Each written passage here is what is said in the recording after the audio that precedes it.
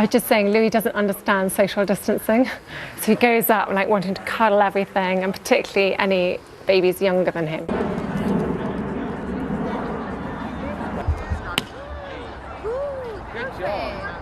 Royal routines don't often leave room for surprise, especially when every move is watched. But during one recent appearance, something happened that no one expected. All attention shifted to Prince Louis, and within seconds, the tone of the entire event changed. Even the king seemed caught off guard. It wasn't dramatic, yet it carried weight far beyond his age and left an impression that couldn't be ignored. What happened in that brief moment that has everyone talking? Join us as we explore how Prince Louis changed the course of a royal appearance with a single gesture. The weight of royal titles. At just 7 years old, in a moment that caught everyone's attention, Prince Louis did what few could have predicted. Everyone noticed as he bowed his head deliberately and respectfully. What struck people most wasn't just the gesture, but how natural it seemed coming from him. Even King Charles paused. For a child known mostly for mischief and charm, it was a reminder that Prince Louis carries a title rooted in royal law, family legacy, and careful planning. When he was born on April 23, 2018, Town crier announced the birth of Prince William and Duchess Kate's third child outside the hospital. His full title was announced as His Royal Highness Prince Louis of Cambridge. That came directly from his father's title at the time, Duke of Cambridge. But Louis didn't get this title by chance. Under old royal rules, he wouldn't have been granted the title of prince at all. The original rule goes back to 1917, when King George V decided to limit the use of royal titles. He issued a formal rule, known as letters patent, which allowed only the children and male-line grandchildren of a monarch to use the style, His or Her Royal Highness. In other words, great-grandchildren like Prince Louis wouldn't qualify unless they were directly in line for the throne. That changed in 2012, when Queen Elizabeth II issued her own letters patent.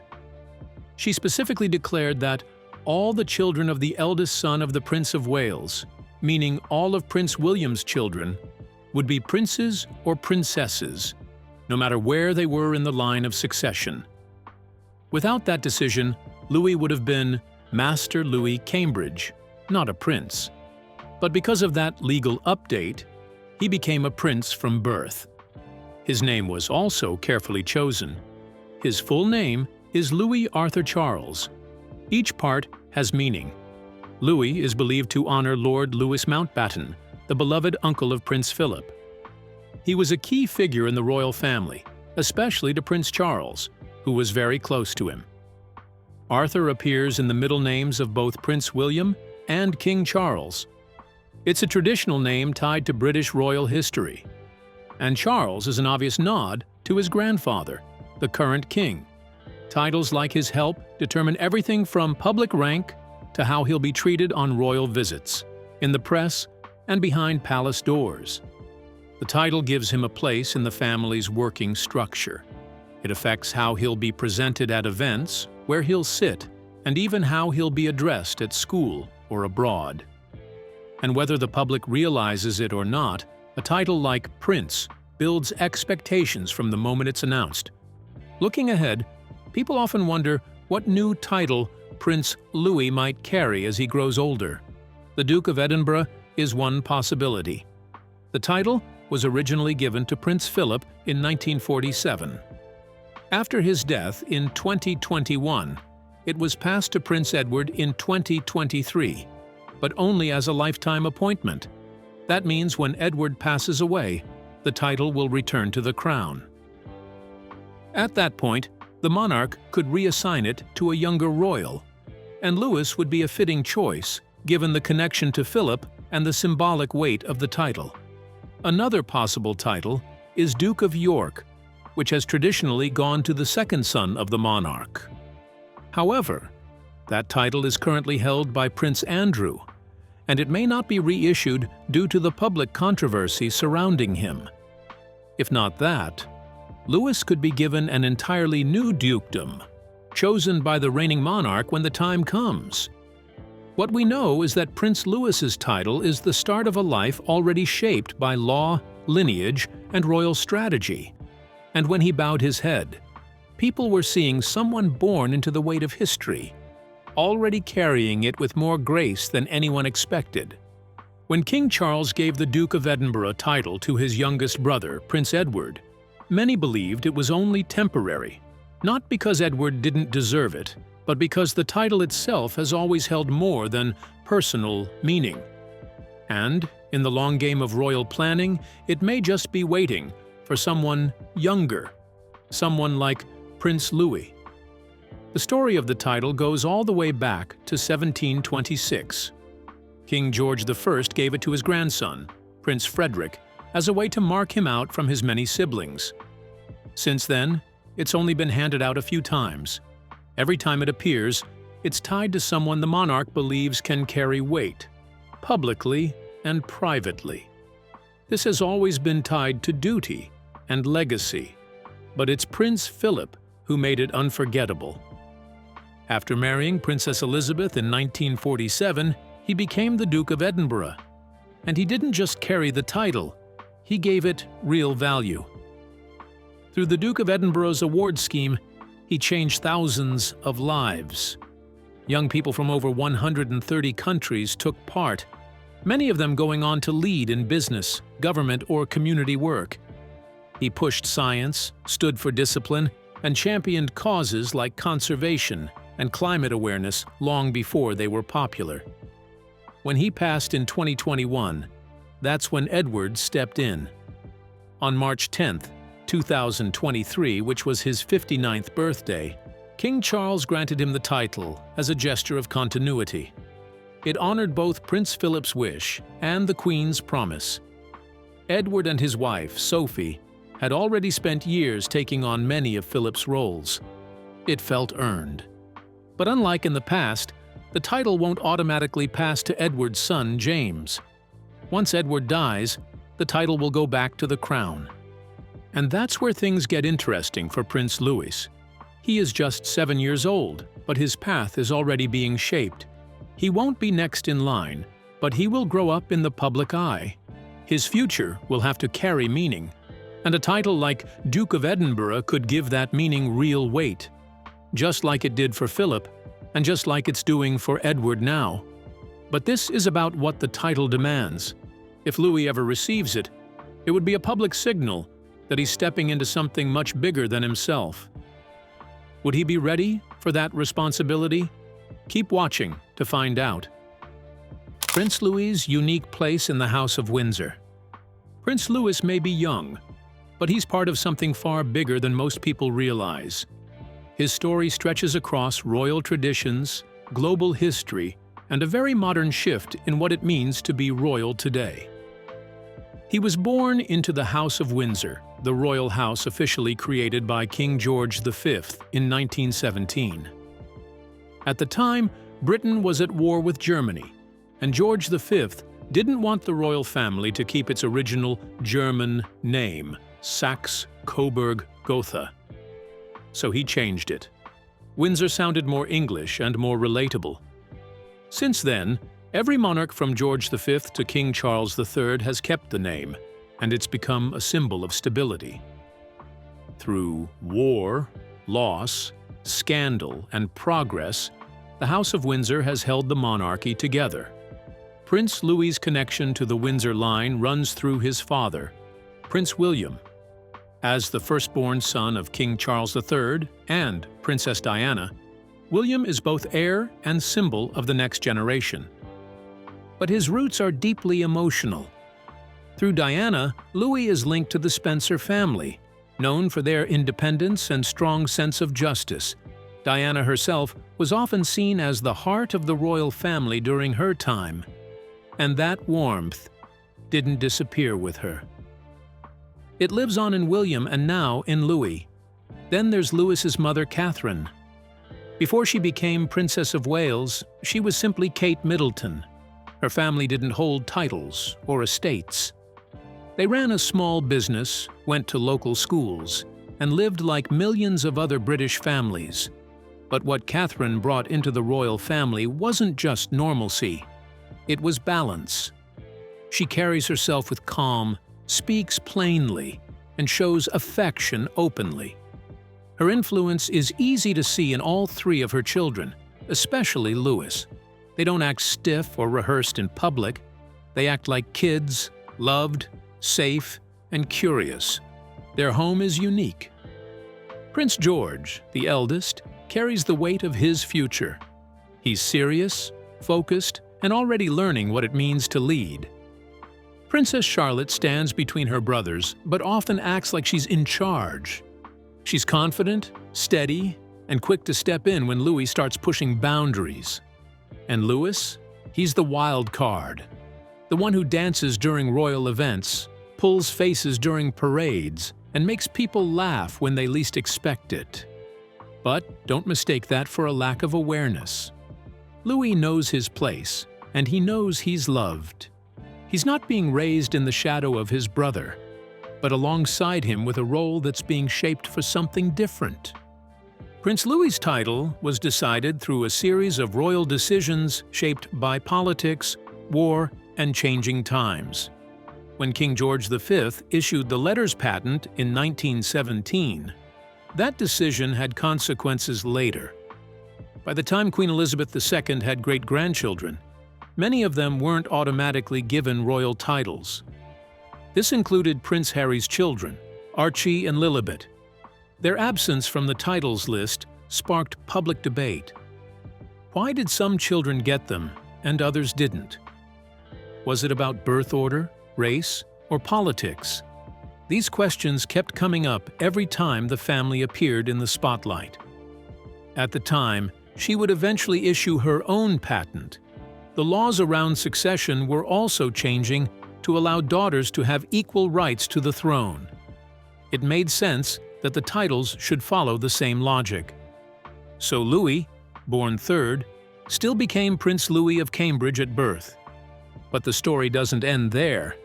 Now that King Charles is on the throne, he's been open about wanting a smaller, more focused royal family. A slimmed-down monarchy, as it's often called. He's reduced public-facing roles and left some titles ungranted or delayed. That means future decisions, like whether Louis's children will get royal titles, aren't guaranteed. Everything depends on how the monarchy evolves, and what Charles and William decide is necessary in the years to come. At the Platinum Jubilee in 2022, Prince Louis became an unexpected breakout star from the moment he waved from the Buckingham Palace balcony with his hands over his ears. All eyes were supposed to be on the Queen's final big celebration. But it was Louis, wiggling in his seat, pulling faces, pretending to drum along with the music, who stole the show.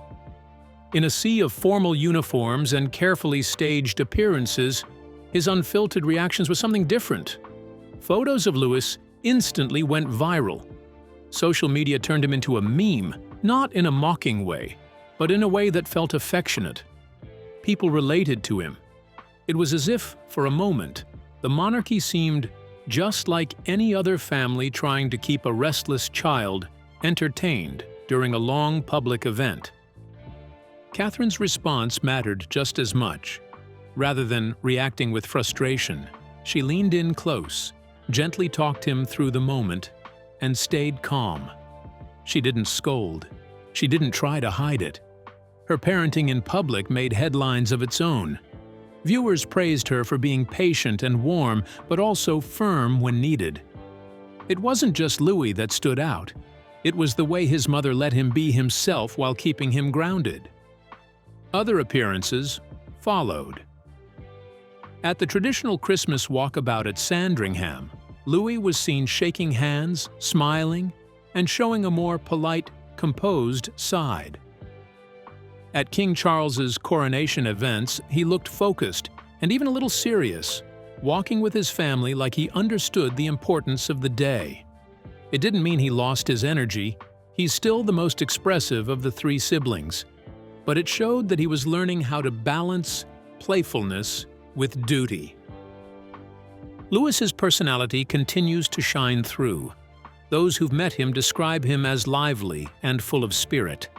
There's something about the sparkle in his eye that reminds older royal watchers of a young Princess Diana. Charming, spontaneous, and unpredictable in a way that makes people feel drawn in. And it's having an effect. Louis helps modernize the royal family in a way no announcement or interview could. People who might normally ignore royal events now tune in just to see what he'll do. He bridges a gap between centuries of tradition and today's craving for authenticity. In a family often known for formality, he's unscripted. But what happens when that free spirit has to grow into a life shaped by duty? Keep watching as we explore the growing expectations Prince Louis may one day face. A new era of royal parenting. When it comes to raising their children, Prince William and Catherine are writing a new kind of royal parenting playbook grounded in emotional openness, structure, and a commitment to giving their kids as normal a childhood as possible. One of the clearest shifts they've made is how openly they approach emotional well-being. William and Kate have both been vocal about the importance of mental health in their own home. They've encouraged conversations around feelings, loss, and vulnerability. It's said that their household is one where emotions aren't hidden or dismissed. If something is bothering one of the children, especially someone as expressive as Prince Louis, they talk it through rather than brushing it aside. This kind of emotional accessibility is a far cry from the stiff upper lip tradition that once defined royal parenting. Alongside that emotional warmth, though, there are also clear routines and boundaries. The Wales household isn't a free-for-all. Bedtimes are respected, screen time is limited, and responsibilities like schoolwork are taken seriously. Louis might be the most energetic of the bunch, but even he follows the structure his parents have laid out. Friends of the family have noted that there's a strong sense of balance. Affection is freely given, but discipline is not neglected. In moments when Louis has acted out in public, we've seen Kate redirect him gently but firmly. While their children are allowed to be kids, there's an underlying consistency that keeps everything grounded. Part of that structure includes a strong focus on the outdoors. The children are often spotted playing sports, helping in the garden, or going on countryside walks. William and Kate believe in the value of being outside as a way to teach their kids resilience, calm, and appreciation for simple things. It's an approach that echoes Kate's own upbringing and fits with her long-standing interest in early childhood development. What stands out most is how involved William and Kate are in the daily lives of their children. Despite their royal duties, they make time to drop off and pick up their kids from school. At school events, they're known to show up as regular parents, not waving in formal attire, but blending in. Teachers and other parents have often commented that there's a noticeable effort to let George, Charlotte, and Louis experience life without being overwhelmed by royal protocol. All of this ties into their careful strategy when it comes to media exposure. While official photographs are released from time to time, often taken by Kate herself, the couple is fiercely protective of their children's privacy. Paparazzi shots are discouraged, and they make sure that any public appearances are appropriate for the children's age and comfort level. It's a balance between sharing enough to satisfy public interest and shielding their children from the pressures that come with royal life. Meanwhile, royal parenting hasn't always looked like what we see from Prince William and Catherine today. In fact, if you trace the lineage of royal child-rearing styles, the difference is striking. Each generation carried its own approach, often shaped by the pressures of monarchy and the cultural norms of the time. Queen Victoria, for instance, set a tone of emotional distance that would echo through several generations. She was known for being cold toward her 9 children. Letters and records describe her as stern, formal, and detached, especially with her sons.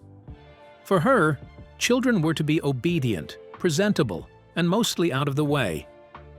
The idea of playing on the floor or having heartfelt chats simply didn't exist. She believed children were to be seen and not heard, and certainly not to be doted on. When her great-grandson George VI came along, there were small shifts, but the general tone remained formal. George VI and his wife, Elizabeth, later the Queen Mother, were warmer than Victoria, but still quite traditional. They were not overly involved in their daughters' daily lives. Queen Elizabeth II, when she became a young mother, followed that same path. During her reign, she traveled abroad extensively and often left her children, Charles, Anne, Andrew, and Edward, for weeks or months at a time. Her role as monarch always came first, and emotional closeness wasn't considered necessary or even proper. For Prince Charles, this distance had a deep impact. His childhood was marked by isolation and pressure. He was sent to Gordonstown, a boarding school known for its extreme discipline and cold environment. He has spoken at times of how emotionally starved he felt growing up. The royal expectations around him were rigid, and there was little space for emotional expression or vulnerability. Those early experiences left a lasting impression, and not a positive one. Then came Diana. Princess Diana broke nearly every mold of royal parenting. She hugged her boys in public, kissed them at events, and knelt down to speak to them at eye level. She took William and Harry on official tours, something royal mothers are not known to do. She also made sure they had a glimpse of normal life, enrolling them in regular schools, taking them to fast food restaurants, and exposing them to charities and communities far removed from palace walls. Her warmth, openness, and instinct to protect her sons from the emotional vacuum she'd endured helped shift how the public saw royal parenting. It also redefined expectations for future royal mothers. William took all of that in. He watched his father struggle with emotional expression and saw how his mother tried to change the story. Now, as a parent himself, he seems determined to do better. He blends the steadiness expected of a future king with the emotional warmth Diana modeled. He talks about mental health, speaks gently to his children in public, and clearly prioritizes being present in their lives. For William, parenting is a daily choice, and that's something previous generations couldn't always say. But what does this all mean for Prince Louis? If you line up the royal families of the past beside the one we see today, the contrast in parenting style is almost like flipping to a new book entirely. Today, things look very different. Prince George, Princess Charlotte, and Prince Louis are often seen in more relaxed settings. We've watched them play, squabble like siblings do, giggle at public events, and even wave confidently to the crowd. These moments are part of a new pattern where warmth and relatability matter just as much as protocol. The old standard says duty above all else. Royal children were raised to serve, and their personalities often came second to their titles. But William and Kate have rewritten that script. Their children are still being prepared for responsibility, especially George, but they're also being encouraged to grow into themselves, to understand their place in the world without being overwhelmed by it. The public has noticed. In the past, royals were often seen as distant figures, towering behind palace gates. But now, the growing affection toward the Wales family has a lot to do with their visibility and humanity. William and Kate haven't given up tradition, but they've softened its edges. That balance of grace and openness has reshaped the monarchy's reputation, especially among younger generations. It also matters for the future. Prince George will one day wear the crown, but he's being raised to understand not just how to lead, but how to listen. He's being groomed as a modern monarch, compassionate, emotionally present, and aware of the world beyond palace walls. Charlotte and Louis, meanwhile, are growing up in an environment that allows them to be seen as more than just royal backups. Of course, none of this exists in a vacuum. Every photo, every school drop-off, every candid shot at a sporting event is seen, shared, and analyzed. The royal family knows the media is always watching, but instead of resisting it, William and Kate have learned how to use that spotlight wisely.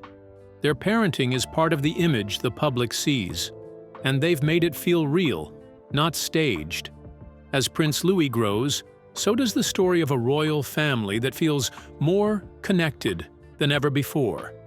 His playful moments, cheeky grins, and genuine bond with his siblings remind people that even inside palace walls, there is laughter, learning, and love. And maybe that's what makes this chapter of the royal family worth watching. What do you think this shift in royal parenting means for the future of the monarchy? Will George, Charlotte, and Louis grow up with a stronger sense of duty or a deeper sense of self? Share your thoughts with us in the comments below. Don't forget to like, share, and subscribe. Also, click the next video shown on your screen. You will enjoy it.